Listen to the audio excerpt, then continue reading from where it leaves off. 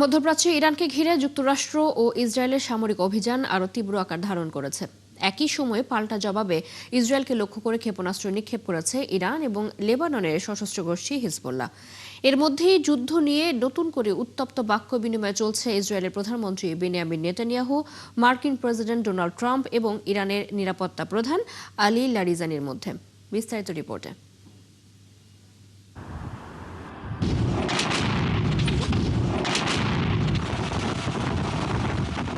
শুক্রবার ভোরে ইরানের রাজধানী তেহরানের একাধিক এলাকায় শক্তিশালী বিস্ফোরণের শব্দ শোনা গেছে। দেশটির রাষ্ট্রীয় সংবাদ মাধ্যম জানিয়েছে, পূর্ব ও দক্ষিণ তেহরানের কয়েকটি স্থানে বিমান হামলা চালানো হয়েছে। বিস্ফোরণের তীব্রতায় স্থানীয় বাসিন্দারা ঘরবাড়ি কেঁপে ওঠার কথা জানিয়েছেন। পাল্টা জবাব অব্যাহত রেখেছে ইরানও। আবারও ইসরায়েলকে লক্ষ্য করে ক্ষেপণাস্ত্র হামলা চালিয়েছে ইরান। প্রায় একই সময়ে লেবানন থেকে উত্তর ইসরায়েলের দিকে রকেট নিক্ষেপ করেছে ইরান সমর্থিত হিজবুল্লাহ। ইসরায়েলের উত্তরাঞ্চলের জার্জির শহরে একটি স্থাপনায় ক্ষেপণাস্ত্র আঘাত হানলে অন্তত কয়েক ডজন মানুষ আহত হয় এবং বেশ কয়েকটি ভবন ক্ষতিগ্রস্ত হয়। এদিকে সংবাদ সম্মেলনে ইসরায়েলের প্রধানমন্ত্রী বেনিয়ামিন নেতানিয়াহু দাবি করেছেন, যুক্তরাষ্ট্রের সাথে যৌথ অভিযানে ইরান বড় ধরনের ক্ষতির মুখে পড়েছে। তার মতে, তার দেশ আগের চেয়েও শক্তিশালী হয়ে উঠছে, কারণ তারা মার্কিন যুক্তরাষ্ট্রের সাথে ইরানের বিরুদ্ধে যুদ্ধ চালিয়ে যাচ্ছে। আমরা যুক্তরাষ্ট্রের সঙ্গে একসাথে ইরানের বিরুদ্ধে লড়াই করছি এবং এই যুদ্ধ আমাদের আরও শক্তিশালী করেছে। ইরান আগের মতো অবস্থায় নেই, তারা বড় ধরনের ক্ষতির মুখে পড়েছে। অন্যদিকে মার্কিন প্রেসিডেন্ট ডোনাল্ড ট্রাম্প বলেছেন, ইরানে চলমান সামরিক অভিযান খুব ভালোভাবে এগিয়ে যাচ্ছে। তিনি সতর্ক করে দিয়েছেন, তেহরান যদি বিশ্ববাজারে জ্বালানি সরবরাহ বন্ধের চেষ্টা করে, তবে ইরানের বিদ্যুৎ অবকাঠামো লক্ষ্যবস্তুতে পরিণত হতে পারে। তবে ইরানের নিরাপত্তা পরিষদের প্রধান আলী লারিজানি পাল্টা হুঁশিয়ারি দিয়ে বলেছেন, ইরানের বিদ্যুৎ কেন্দ্রে হামলা হলে পুরো অঞ্চল অন্ধকারে ডুবে যাবে। এছাড়া ট্রাম্প দুঃখ প্রকাশ না করা পর্যন্ত ইরান পিছু হটবে না বলেও সাফ জানিয়ে দিয়েছেন লারিজানি। সংঘাতের মধ্যেই ইরাকের আকাশসীমায় যুক্তরাষ্ট্রের একটি KC-135 রিফুয়েলিং সামরিক উড়োজাহাজ ভূপাতিত করার দাবি করেছে দেশটির ইরানপন্থী সশস্ত্র গোষ্ঠীগুলোর জোট the Islamic resistance in Iraq. একই সময় ইরাকের কুর্দিস্তানে এক হামলায় ফ্রান্সের একজন সেনা নিহত এবং আরও কয়েকজন আহত হওয়ার খবর জানিয়েছে প্যারিস। চৈতি সরওয়ার, ৭১। নির্দিষ্ট কিছু দেশের জাহাজকে হরমুজ প্রণালী দিয়ে চলাচলের অনুমতি দিয়েছে ইরান। দেশটির উপ পররাষ্ট্রমন্ত্রী মাজিদ তখত রাভাঞ্চি বার্তা সংস্থা AFP-কে দেয়া এক সাক্ষাৎকারে এ তথ্য নিশ্চিত করেছেন। তেহরানে দেয়া ওই সাক্ষাৎকারে তিনি বলেন, কিছু দেশ এরই মধ্যে হরমুজ প্রণালী দিয়ে তাদের জাহাজ পার করার বিষয়ে ইরানের সাথে যোগাযোগ করেছে। তবে তিনি স্পষ্ট করে বলেন, যেসব দেশ ইরানের বিরুদ্ধে আগ্রাসনে অংশ নিয়েছে তারা যেন এই জলপথ দিয়ে নিরাপদে চলাচলের সুবিধা না পায়, সেটি তেহরানের অবস্থান। বিশ্বের অন্যতম গুরুত্বপূর্ণ জলপথ হরমুজ প্রণালী দিয়ে বৈশ্বিক তেল সরবরাহের প্রায় 1/5 পরিবহন হয়।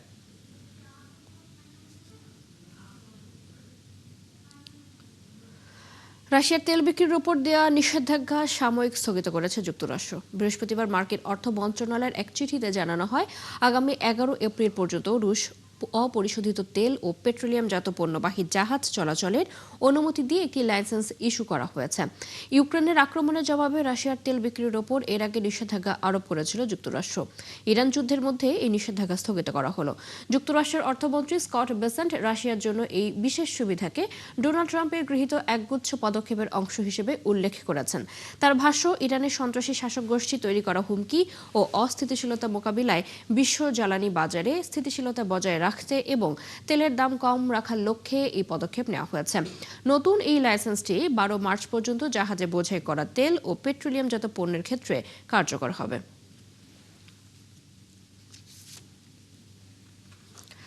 বিশ্বের জ্বালানি তেলের বাজার স্থিতিশীল রাখতে রাশিয়ার তেলের কোনো বিকল্প নেই বলে দাবি করেছেন দেশটির বিশেষ অর্থনৈতিক দূত কিরিল দিমিত্রিভ।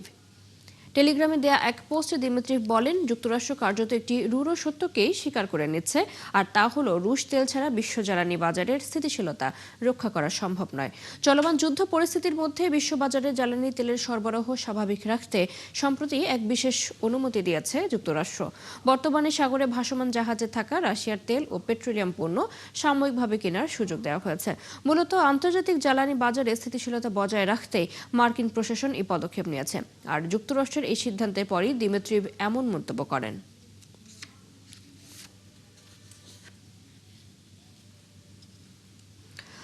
ইরান যুদ্ধ সময়ে সময়ে নতুন মোড় নিচ্ছে। এ কারণে এই সংকট সরকার, বিনিয়োগকারী ও সাধারণ মানুষের জন্য ক্রমশ অনিশ্চিত হয়ে উঠেছে। বিশ্লেষকদের মতে এখন অনেক কিছু নির্ভর করছে সেসব নেতাদের ব্যক্তিগত সিদ্ধান্তের উপর, যারা অনেক বেশি অনিশ্চিত আচরণ করছেন। এই নেতাদের একজন যুক্তরাষ্ট্রের প্রেসিডেন্ট ডোনাল্ড ট্রাম্প। আর এখন পরিস্থিতি কোথায় গিয়ে দাঁড়াবে এই নিয়ে মার্কিন সরকারের বিভিন্ন বিশেষজ্ঞদের বিশ্লেষণ নিয়ে সম্ভাব্য 3টি দৃশ্যপট তৈরি করেছে সিএনএন। বিস্তারিত মনিরুজ্জামান বাবুর রিপোর্টে। মার্কিন প্রেসিডেন্ট ডোনাল্ড ট্রাম্প ইরান যুদ্ধকে স্বল্পকালীন অভিযান বলে উল্লেখ করেছেন, যা শিগগিরই শেষ হতে পারে।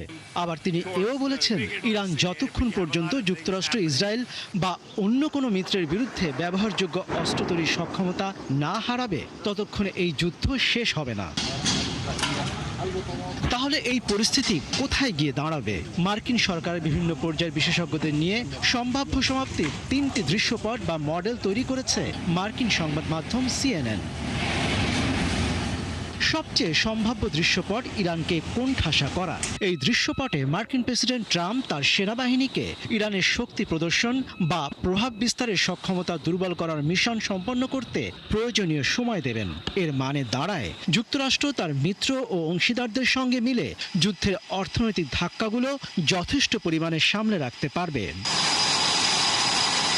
এমন পরিস্থিতিতে ধরে নেওয়া হচ্ছে এ মাসের শেষ নাগাদ ইরানের শক্তি প্রদর্শনের সক্ষমতা এবং প্রতিরক্ষা উল্লেখযোগ্যভাবে দুর্বল হয়ে পড়বে। এরপর দেশটির নতুন সরকার যতক্ষণ না পারমাণবিক কর্মসূচি ত্যাগ করতে এবং দূরপাল্লার ব্যালিস্টিক ক্ষেপণাস্ত্র কর্মসূচি বন্ধ করতে সম্মত না হয়, ততক্ষণ পর্যন্ত তেহরানের ওপর যুক্তরাষ্ট্র ও আন্তর্জাতিক নিষেধাজ্ঞা কঠোরভাবে বহাল থাকবে।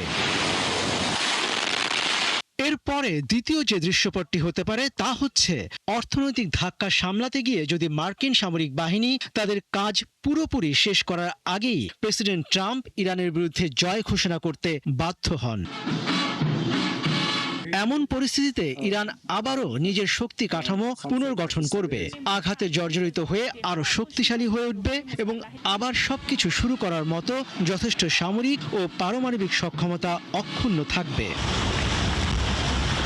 3 নম্বর দৃশ্যপট হতে পারে, ইরানের উপর সামরিক চাপ অব্যাহত রেখে দেশটির নিরাপত্তা কাঠামোয় আঘাত হানা, সরকারকে দুর্বল করে দেওয়া, দেশটির বিরোধীদের মনোবল বাড়ানো, যাতে তারা রাস্তায় নেমে বিক্ষোভের মাধ্যমে বর্তমান ইসলামী প্রজাতন্ত্রকে ক্ষমতা থেকে উৎখাতের দাবি তোলে।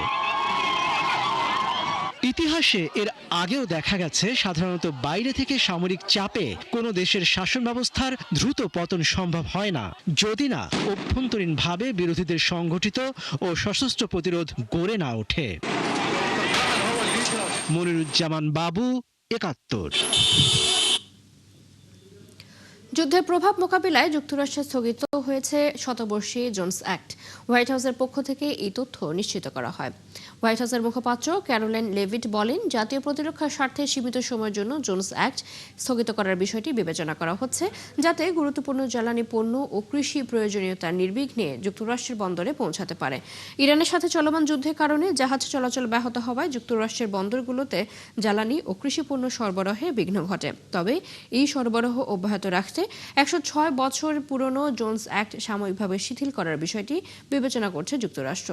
1920 সালের মার্চেন্ট মেরিন অ্যাক্ট, 1920-এর ধারা 27 হিসেবে পরিচিত জোনস অ্যাক্ট। এই আইন অনুযায়ী যুক্তরাষ্ট্রের এক বন্দর থেকে অন্য বন্দরে জলপথে পণ্য পরিবহন করতে হলে সেই জাহাজ অবশ্যই যুক্তরাষ্ট্রে নির্মিত, যুক্তরাষ্ট্রের পতাকাবাহী এবং মার্কিন নাগরিকের মালিকানাধীন ও পরিচালিত হতে হবে। ইরান যুদ্ধে অর্থায়ন বন্ধের দাবি জানিয়ে যুক্তরাষ্ট্রের পার্লামেন্ট কংগ্রেসে চিঠি দিয়েছে 250-টিরও বেশি মার্কিন সংস্থা এবং প্রতিষ্ঠান। চিঠিতে অভিযোগ করা হয়েছে, যুক্তরাষ্ট্রের অভ্যন্তরীণ বিভিন্ন প্রয়োজনীয় খাত থেকে অর্থ সরিয়ে তা যুদ্ধে পাঠানো হচ্ছে। চিঠিতে তারা জানান, এই যুদ্ধে যে পরিমাণ অর্থ ব্যয় হচ্ছে তা দিয়ে অনায়াসে যুক্তরাষ্ট্রের চরম দরিদ্র ও ছিন্নমূল 40 লাখ মানুষকে খাদ্য নিরাপত্তা দেওয়া সম্ভব। গত 28 ফেব্রুয়ারি শুরু হয়েছে ইরান যুক্তরাষ্ট্র ইসরায়েল যুদ্ধ। সম্প্রতি বিভিন্ন মার্কিন ও আন্তর্জাতিক গণমাধ্যমে প্রকাশিত প্রতিবেদনে বলা হয়েছে, যুদ্ধের প্রথম 6 দিনে যুক্তরাষ্ট্রের ব্যয় হয়েছে $1,130 কোটি।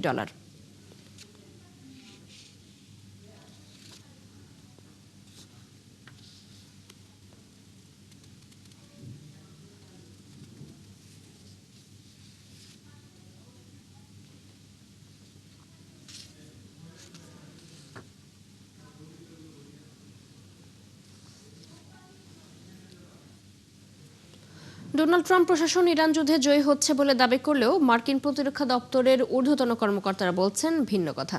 তারা বলছেন, ইসরায়েল ও যুক্তরাষ্ট্রের হামলার মুখে ইরানি সামরিক বাহিনী তাদের রণকৌশল পরিবর্তন করছে। বিস্তারিত মনিরুজ্জামান বাবুর রিপোর্টে। যুদ্ধ শুরু হওয়ার পর থেকে ইরান এই অঞ্চলে যুক্তরাষ্ট্রের গুরুত্বপূর্ণ বিমান প্রতিরক্ষা ও রাডার ব্যবস্থাগুলোকে নিশানা বানিয়েছে। মার্কিন সেনারা অবস্থান করছেন এমন সব হোটেলে হামলা চালিয়েছে ইরান সমর্থিত সশস্ত্র গোষ্ঠীগুলো। তারা প্রমাণ করেছে পেন্টাগন তাদের সেনাদের কোথায় রাখছে সে খবর তেহরানের কাছে আছে। 3 জন মার্কিন কর্মকর্তা জানান, ইরান সম্ভবত বুঝতে পেরেছে তারা সরাসরি শক্তিতে যুক্তরাষ্ট্র ও ইসরায়েলের সমান হতে পারবে না। তবে এই ব্যাপক হামলার মুখেও টিকে থাকতে পারলেই তেহরান একে নিজেদের বিজয় হিসেবে দাবি করতে পারবে।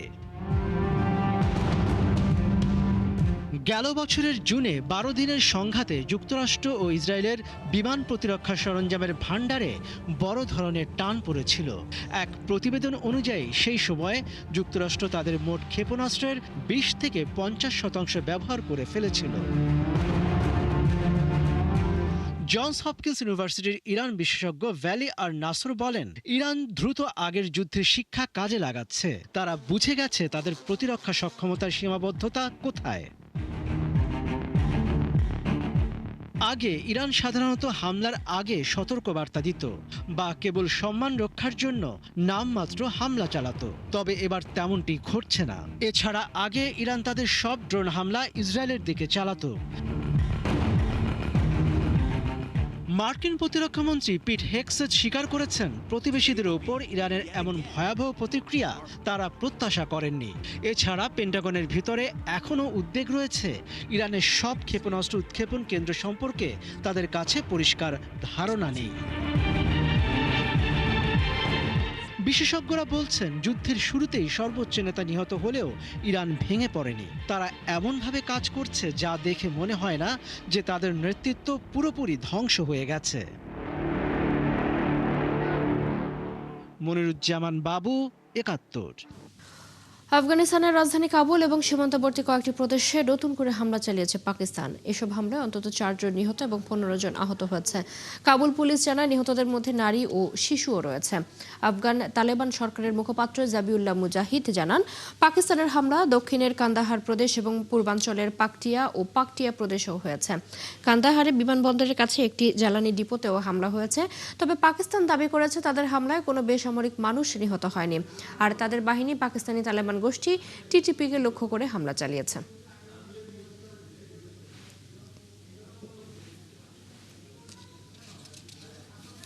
ইথিওপিয়ার দক্ষিণাঞ্চলীয় গামো জোনে প্রবল বৃষ্টিপাতের ফলে সৃষ্ট ভূমিধস ও বন্যায় অন্তত 64 জনের মৃত্যু হয়েছে।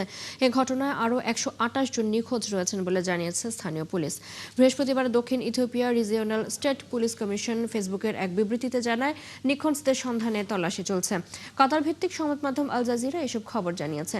অঞ্চলটির যোগাযোগ প্রধান জানান, নিহতদের অধিকাংশকেই কাদার নিচ থেকে উদ্ধার করা হয়েছে। তবে ঠিক কতটি পরিবার এই দুর্যোগে ক্ষতিগ্রস্ত হয়েছে তা এখনও নিশ্চিত হওয়া যায়নি। দক্ষিণ ইথিওপিয়ার রিজিওনাল স্টেটের প্রেসিডেন্ট এই ঘটনায় গভীর শোক প্রকাশ করেছেন।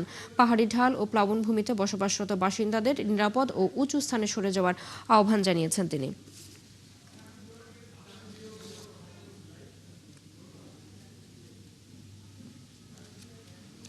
এই ছিল আজকের আয়োজনে। বিশ্বের আরো নতুন কিছু খবর এবং বিশ্লেষণ নিয়ে আগামীকাল সকাল 9:30 আবার হাজির হবে বিশ্বযোগ। চোখ রাখুন ৭১ ফেসবুক পেজে, সাবস্ক্রাইব করুন ৭১ ইউটিউব চ্যানেল। ৭১ সাথে থাকুন।